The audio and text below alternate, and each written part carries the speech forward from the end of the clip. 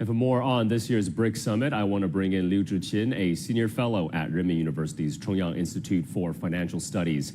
Mr. Liu, thank you for joining us. So, out of the 193 UN member states, over 150 or nearly 80% are still developing economies, Mr. Liu. And at the BRICS Africa Outreach and BRICS Plus dialogue, Chinese President Xi Jinping said no country should be left behind in the process of global modernization. How important is this message, especially in such an uncertain world? I should say that the message expressed by China that is very important and will play even important historical role in the development of a human being. As we know, or as you mentioned, that the developing country now over 80% in the UN. But as we know, G7 has established a half century before what they have done to build up, to help the developing country to become rich. Now, they only enjoy their rich club life or role. So to play the so-called hegemony in dominating the economic and the global economy. But China, when China announced that no country left for underdeveloped, so this is a very significant promise. As we know, when China makes a promise, it will honor. China will do its best to help all the developing countries to get rid of poverty, as we also have done successfully in domestic market. So we can see that this message shows that accountability, responsibility, and also confidence of China. And also China has not only the confidence or the responsibility, we have concrete measures and we do concrete efforts to help all the global friends. So in this way, that many countries that they have increased the trust and the confidence in China, and hope that in the processing of the modernization, I think no country will be left.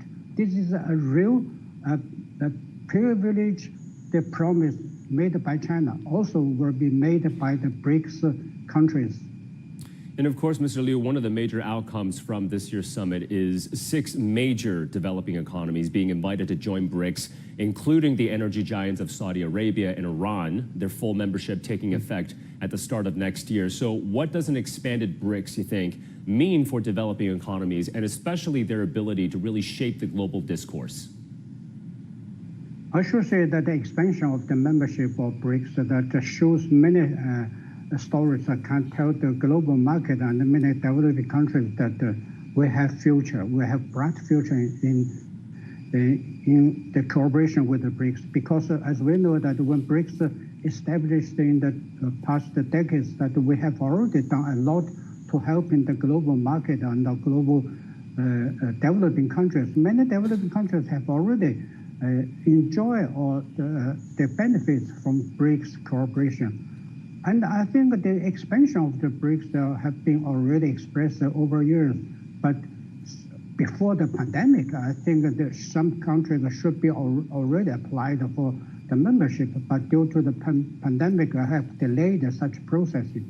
Nowadays, we are happy that 6 important new countries will be full membership of the BRICS. Not only the number has been increased, but also the power and the influence of these countries. We will unite together, we join together, when we can help to build another world, a global order. For instance, more inclusiveness, more openness, more fairness. So this is anyhow will be at the benefits of all developing countries. And Mr. Liu, do you expect more developing economies to join BRICS in the future? And if so, what do you think this new BRICS Plus model means for global stability and development? Yeah, definitely. There are so many people that or countries that are queued in the line that to apply for membership of BRICS because they really know that what the BRICS means for them. That means the equality, means prosperity, means a brighter future.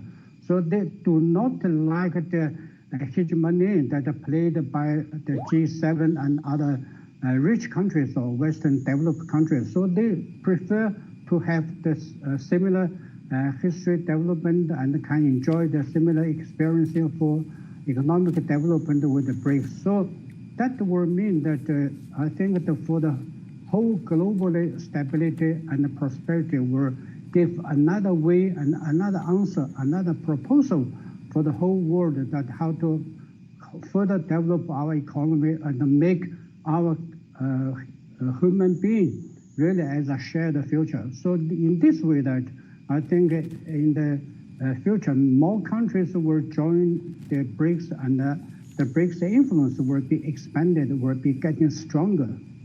All right, Mr. Liu, many thanks for your thoughts on that. Stay with us.